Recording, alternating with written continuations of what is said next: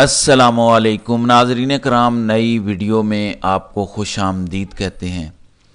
ایک طرف فائر وال لگا کر پورے ملک میں P T I promoting channels کو بند کر دیا گیا ہے، دوسری جانب پنجاب میں ڈریکونین لا منظور کر کے ایک بڑے کریک ڈاؤن کی تیاری شروع ہو چکی ہے، جبکہ کل پنجاب میں P T I worker convention کروانے کے بعد پی ٹی آئی ورکرز اور رہنماؤں کے گھروں پر چھاپے مارے جا رہے ہیں، گرفتاریاں شروع ہو چکی ہیں۔ ان تمام ہتھ کنڈوں کا بنیادی مقصد عوام کی آواز کو دبانا اور پی ٹی آئی نیریٹو کو کمزور کرنا ہے۔ عمران خان نظام گرانے کے لیے فائنل صف بندی کر رہے ہیں۔ ٹائم لائن دیکھ لیں، بڑی امپورٹنٹ ہے۔ D G I S I کی 3 سالہ مدت ملازمت اس سال اکتوبر یا نومبر میں پوری ہو رہی ہے۔ ان کو ویسے ایکسٹینشن دی گئی ہے، پچھلے سال ان کی ریٹائرمنٹ ہونی تھی ستمبر میں، انہوں نے نہیں لی تو ان کو ایکسٹینشن دے دی۔ یہ ایکسٹینشن ویسے تو غیر معینہ مدت کے لیے ہے، لیکن عموماً D G I S I 3 سال رہتے ہیں۔ بیچ میں یہ بھی پریکٹس رہی ہے کہ کوئی 4 سال بھی رہے، لیکن عموماً پریکٹس 3 سال کی ہے، تو ستمبر یا اکتوبر میں وہ ریٹائر ہو سکتے ہیں۔ پھر سکندر سلطان راجہ جو چیف الیکشن کمشنر ہیں، وہ بھی اس سال اکتوبر یا نومبر کے شروع میں ریٹائر ہونے جا رہے ہیں، اس کے بھی 5 سال پورے ہو رہے ہیں۔ اور اگر قاضی فائز عیسیٰ کو ایکسٹینشن نہیں ملتی تو 26 اکتوبر کو قاضی فائز عیسیٰ بھی ریٹائر ہونے جا رہے ہیں۔ یہ 3 بہت بڑی اس نظام میں تبدیلیاں آنے جا رہی ہیں، اس کے بڑے دور رس نتائج ہوں گے۔ ناظرین کرام، اگر آپ کو لگتا ہے کہ شخصیات سے فرق نہیں پڑتا اور سب ادارے ہوتے ہیں، یہ آپ کی غلط فہمی ہے۔ بہت فرق پڑتا ہے۔ کیا آپ مجھے یہ کہیں گے کہ نواز شریف ادارے کا سربراہ بنا دیا جائے یا عمران خان ایک ادارے کا سربراہ بنا دیا جائے تو اس سے کوئی فرق نہیں پڑے گا؟ دونوں ایک ہی طرح کا بیہیو کریں گے؟ ایسا بالکل نہیں ہے۔ ہر ایک شخصیت سے بہت فرق پڑتا ہے۔ فار ایگزامپل، آپ موجودہ کا جنرل باجوہ سے تقابلی جائزہ لے لیں۔ اپنے 6 سال میں باجوہ صاحب نے پردے کے پیچھے سازشیں ضرور کیں، لیکن کسی ایک عدالتی فیصلے کو ماننے سے انکار نہیں کیا۔ کسی ایک جگہ جہاں الیکشن اناؤنس ہو گئے تھے، اس نے یہ نہیں کہا کہ میں یہاں الیکشن نہیں کرواؤں گا۔ کسی ایک جگہ بھی اس نے سامنے آ کے آئین اور قانون نہیں توڑا۔ وہ پردے کے پیچھے سازشیں کرتا تھا، یعنی وہ ایک مختلف شخصیت تھی۔ جو موجودہ صورتحال ہے اس میں یہ ہے کہ سب کچھ سامنے ہو رہا ہے، دیدہ دلیری سے ہو رہا ہے۔ کہا جا رہا ہے کہ نہیں ماننا میں نے قانون، نہیں ماننا میں نے آئین، جو اکھاڑنا ہے اکھاڑ لو۔ اس کا مطلب ہے کہ شخصیت سے بہت فرق پڑتا ہے۔ اگر جنرل باجوہ اور موجودہ والے میں فرق ہے، تو اگر واقعی کوئی ڈیسنٹ بندہ ان پوسٹوں پر آ جائے تو کتنا فرق ہوگا، یہ اندازہ آپ خود لگا لیں، مجھے آپ کو بتانے کی ضرورت نہیں ہے۔ آپ سوچتے ہوں گے کہ عمران خان کو باہر آنے کی جلدی کیوں نہیں ہے، کیوں وہ اپنے لیے سختیاں بڑھا رہے ہیں، کیوں سخت بیانات دے رہے ہیں؟ اکثر لوگ یہ بات کر رہے ہیں۔ میں آپ کو بتاتا ہوں ناظرین کرام، معیشت بہت برے حال میں ہے۔ عمران خان اگر حکومت میں آ جاتے، یہ تو عقل کے اندھے ہیں، عمران خان حکومت میں آ جاتے تو معیشت کے اتنے سخت مسائل ہیں کہ اگر یہ وہی طریقہ اختیار کرتے جو جنرل باجوہ نے کیا تھا، جنرل باجوہ نے بڑا خطرناک، لیکن یہ میں تسلیم کروں گا کہ بہت ہی لیتھل لیکن ایفیکٹو طریقہ اس نے عمران خان کے خلاف استعمال کیا تھا۔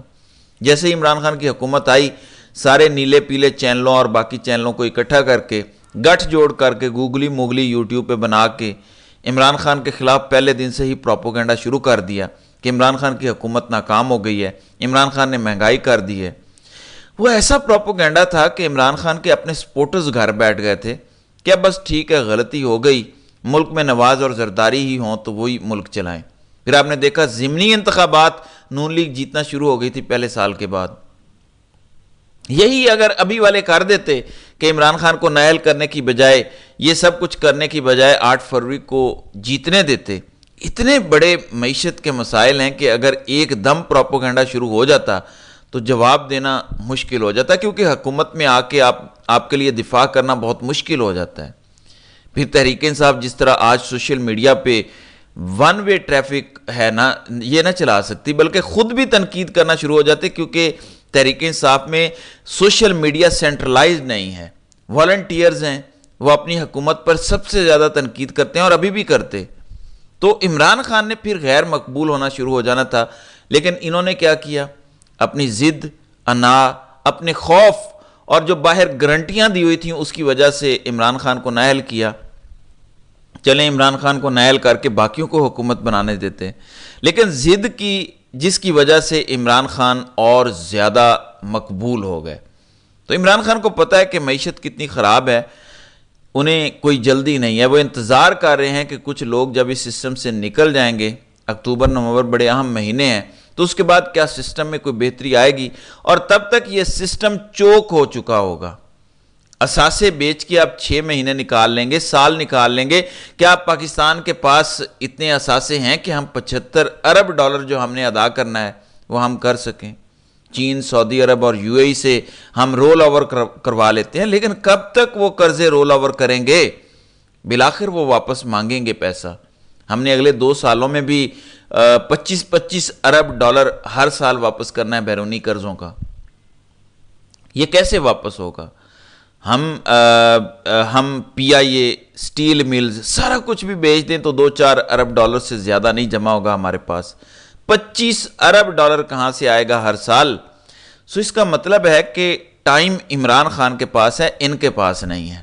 ان کو فوراً کامیابی چاہیے، اوپر سے چین انہیں کہہ رہا ہے کہ پہلے دہشت گردی ختم کرو، کوئی آپ کو پیسے دینے کے لیے تیار نہیں ہے۔ اور میں آپ کو امپورٹنٹ چیز بتاتا ہوں، حسین ندیم بڑے زبردست جرنلسٹ ہیں، انہوں نے ایک بڑا زبردست بریک ڈاؤن کیا ہے ٹویٹر پہ، میں آپ کو بتانا چاہتا ہوں۔ وہ کہتے ہیں کہ کوئی بھی فورن ڈائریکٹ انویسٹمنٹ آنے سے پہلے انویسٹ کرنے والے ممالک یا بزنس مین ان 6 چیزوں پر اسیسمنٹ کرتے ہیں: political risk, security risk, economic risk, legal and regulatory regime, operational including infrastructure, and number 6 cultural, social and talent.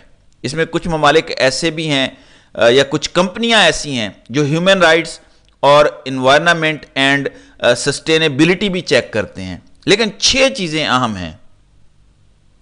اب وہ آگے لکھتے ہیں کہ all together form the country stability report, اس کو کہا جاتا ہے CSR یعنی country stability report, that informs the investment decision. وہ آگے لکھتے ہیں کہ Pakistan currently fails on every single of metrics.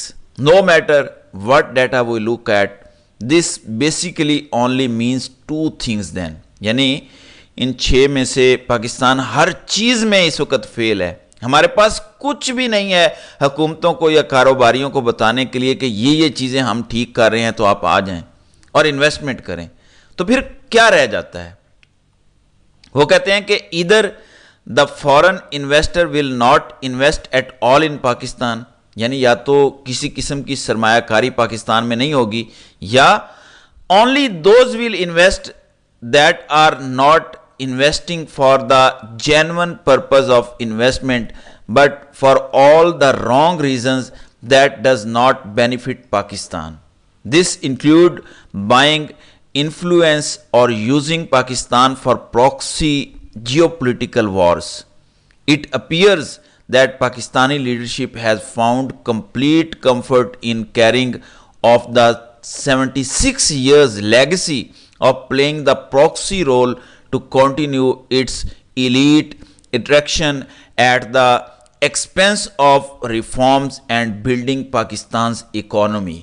یہ بڑا اہم نقطہ ہے جو انہوں نے بیان کیا، اور آپ کو یہ پتہ ہونا چاہیے اگر ہم ان 6 چیزوں میں جو ملک اور بزنس مین دیکھتے ہیں فیل ہو رہے ہیں، تو صرف ایک وجہ سے یہاں پہ سرمایہ کاری آ سکتی ہے، اور وہ یہ ہے کہ یا تو کسی کی پراکسی جنگ لڑنے کے لیے ہم تیار ہیں، اس میں پھر اڈے بھی دینا آ جاتا ہے اور باقی سب کچھ آ جاتا ہے، یا تو یہ وجہ ہے انویسٹمنٹ آئے گی، یا پھر ہم ان کو ایسی چیزیں دے رہے ہیں جس سے وہ اپنا یہاں پہ اثر و رسوخ خرید رہے ہیں۔ فار ایگزامپل ہم اپنے سارے ایئرپورٹ باہر دے رہے ہیں، ایئرپورٹ دے دیں گے، ہم اپنے سارے قیمتی اثاثے آزاد کاروباریوں کو ہم نہیں دے رہے بلکہ مختلف ممالک کو دے رہے ہیں۔ جب ممالک آپ کے اہم ترین اثاثوں پہ کنٹرول حاصل کر لیں گے تو کیا وہ اپنا انفلوئنس نہیں پھر استعمال کریں گے؟ کیا پھر آپ کو وہ بلیک میل نہیں کریں گے اپنے مفادات کے لیے؟